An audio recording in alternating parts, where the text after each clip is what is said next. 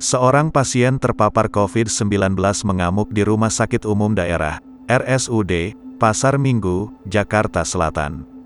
Bahkan, pasien laki-laki tersebut sampai harus dipegangi oleh 3 petugas.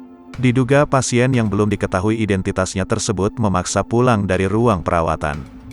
Video tersebut tersebar luas di media sosial, salah satunya di akun Instagram @cetul.22, Rabu, tanggal 23 Juni tahun 2021.